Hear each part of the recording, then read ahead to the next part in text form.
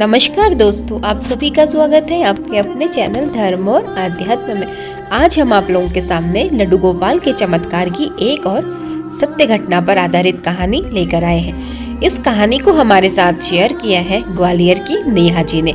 नेहा जी जो पेशे से डॉक्टर है, लेकिन उनके साथ लड्डू गोपाल ने ऐसे चमत्कार किए, ऐसी कृपा बरसाई कि नेहा जी भी इस बात को मानने के लिए तैयार हो गई कि लड्डू गोपाल वास्तव में चमत्कार करते हैं और एक ऐसी शक्ति है ब्रह्मांड में जो विज्ञान से परे है, जिसे विज्ञान आज तक समझ नहीं पाया है। तो एक ऐसी शक्ति भी इस ब्रह्मांड में विद्यमान है। तो नेहा जी की ऐसी सोच देखकर और उनकी बातें सुनकर काफ़ी अच्छा लगा कि एक डॉक्टर होकर भी वह इस तरह की बातें कर रही है।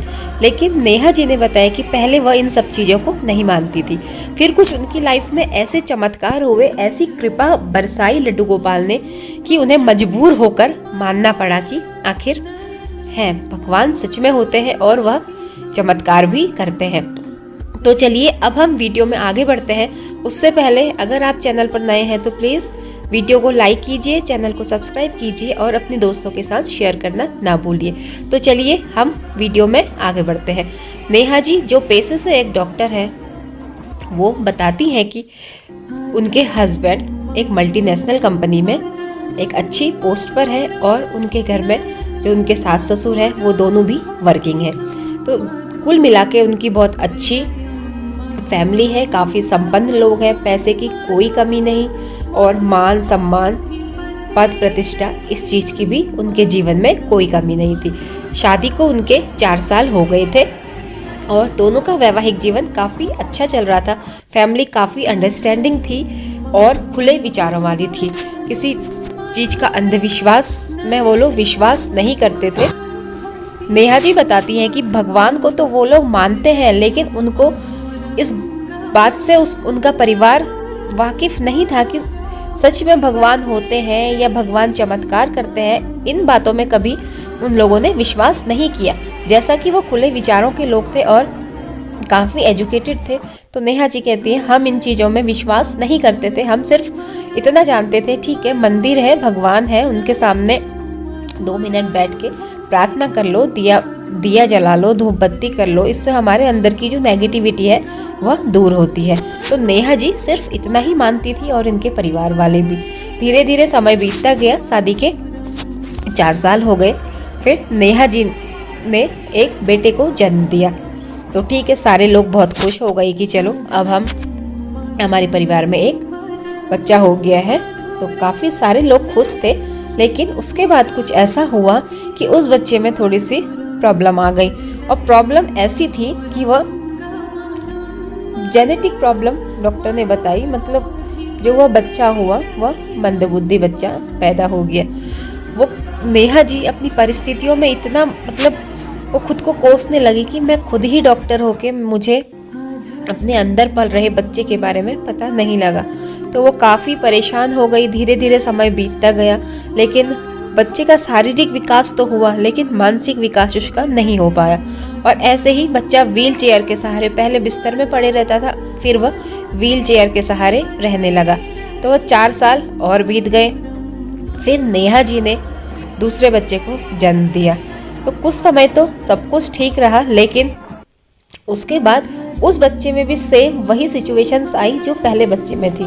जब सारे टेस्ट वेस्ट करवाए और उसकी ग्रोथ एबनॉर्मल पाई, क्योंकि पहले बच्चे से वो डर गए थे कि वही सारे सिम्टम दूसरे में भी आ रहे हैं, तो कहीं इसमें भी तो कोई दिक्कत नहीं है। तो उन्होंने जब टेस्ट करवाए तो सेम सिचुएशन उन्होंने भी पाई कि ये बच्चा भी मेंटली डिस्टर्ब है।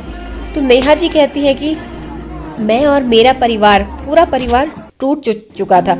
अब हमारे पास कोई रास्ता नहीं था, क्योंकि जब 2 बच्चे एक ही साथ मेंटली डिस्टर्ब हो गए तो उसके बाद क्योंकि वो खुद से भी डॉक्टर थी, तो जो उनके स्टाफ में या जो भी है उनके फ्रेंड सर्कल में, उन्होंने नेहा जी को फोर्स किया कि एक बार आप अपने क्रोमोसोमल टेस्ट या जो भी आपके टेस्ट होते हैं जिससे ये पता लगे कि आखिर एबनॉर्मेलिटी क्यों आ रही है एक के बाद एक में, आप वो प्लीज़ करा लीजिए, तब आप आगे बच्चे का प्लान कीजिए।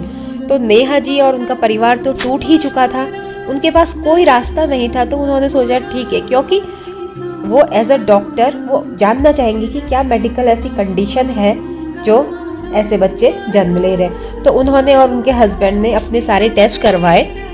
तो जो टेस्ट की जो रिपोर्ट आई वह बेहद ही चौंकाने वाली थी। उस टेस्ट की रिपोर्ट में था कि उनके क्रोमोसोम में ही, नेहा जी के क्रोमोसोम में ही दिक्कत है। तो उनके चाहे कितने ही बच्चे हो जाएं, सभी मेंटली रिटार्डेड, सभी बच्चों में दिमागी दिक्कत आएगी ही आएगी।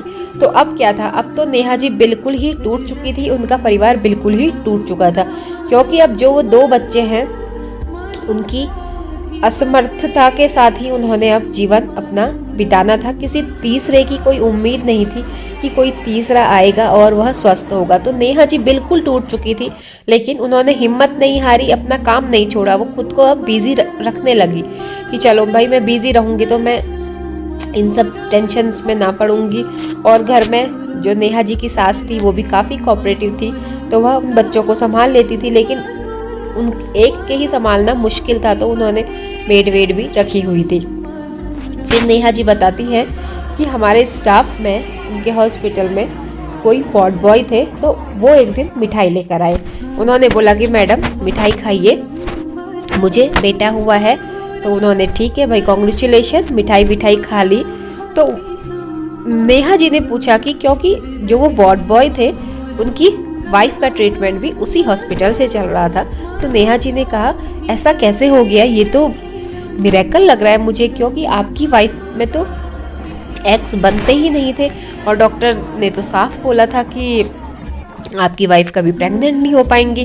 तो हाँ, वार्ड बॉय ने बोला हाँ जी मैम आप सही कह रही हैं, लेकिन मेरे साथ ये चमत्कार हुआ है। तो नेहा जी को जानने की इच्छा हुई कि आखिर ऐसा कैसे हुआ, क्योंकि उनके मन में भी कहीं ना कहीं था कि अब विज्ञान तो हार चुका है, क्या पता भगवान कोई चमत्कार कर दे। तो नेहा जी ने ज़्यादा देर ना करते हुए वार्ड बॉय से पूछा कि कैसे हुआ। तो वार्ड बॉय ने बताया कि मैडम हम सभी जगह इलाज करा के हम भी हार चुके थे, थक चुके थे। तो मेरी वाइफ जो काफ़ी धार्मिक है, उसने मुझे बोला कि एक बार आप प्लीज़ मुझे लड्डू गोपाल ला कर दे दो, मैं लड्डू गोपाल की सेवा करना चाहती हूँ, क्या पता लड्डू गोपाल की कृपा से हमारे घर में भी बाल गोपाल आ जाए।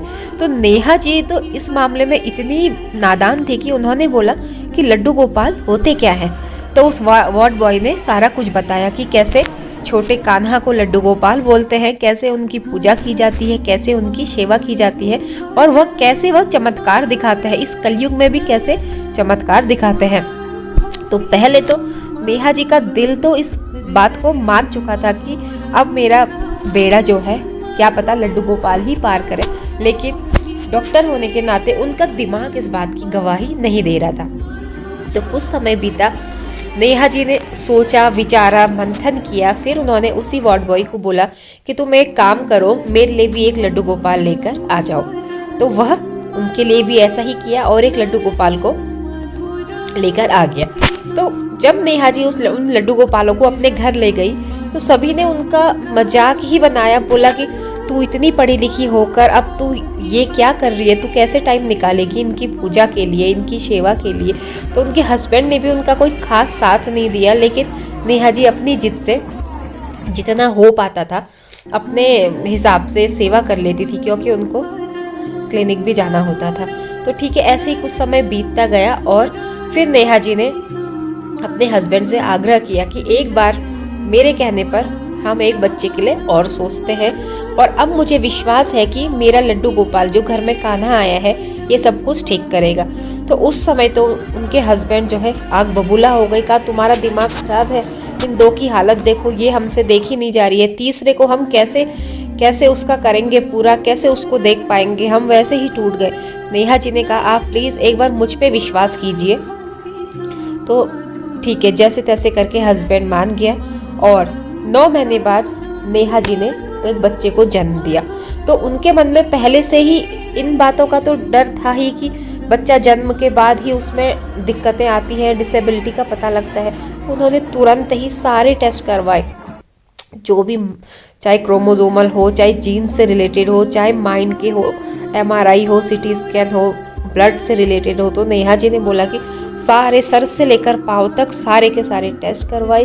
कुछ उसमें ऐसे टेस्ट थे जो काफ़ी महंगे भी थे और हमारे देश में होते भी नहीं थे। मतलब उन्होंने उस टेस्ट को, वो सैंपल विदेश में भेजा और हर प्रयास करा टेस्ट करने को। तो 2-3 महीने में सारी रिपोर्ट्स आ गई और डॉक्टर जो मतलब जिन्होंने बोल दिया था कि तुम अब तीसरे बच्चे की सोचना भी मत क्योंकि वो भी डिसेबल ही होगा, तो वह सारे के सारे चौंक गए। और क्योंकि उस बच्चे की सारी रिपोर्ट्स नॉर्मल थी, उसको कोई न मेंटली न फिजिकली कोई भी दिक्कत नहीं थी और बच्चा पूरी तरह से स्वस्थ था। तो उस दिन नेहा जी इतनी गदगद हो गई और लड्डू गोपाल के सामने जाकर रोने लगी और कहने लगी कि कान्हा, मैंने तो तुझे माना भी नहीं, मुझे पता भी नहीं था, लेकिन तूने मेरा उद्धार करके ये सिद्ध कर दिया कि तू सच में है और तू अपने भक्तों की सुनता है और तूने मेरा उद्धार कर दिया। तो नेहा जी के घर वाले सारे बहुत ही खुश हो गए। धीरे धीरे बच्चा बढ़ने लगा, बच्चे की फिजिकल मेंटल ग्रोथ काफ़ी अच्छी होने लगी और वह बच्चा इतना समझदार, इतना संस्कारी, इतना गुणी, नेहा जी बताती है कि वो इतना गुणी था, मतलब है, और इतना संस्कारी है कि वो अपने दोनों भाइयों का भी इतना ध्यान रखता है, इतना प्यार करता है, इतनी केयर करता है। तो ये सब हुआ एक लड्डू गोपाल के कारण, नेहा जी के विश्वास के कारण।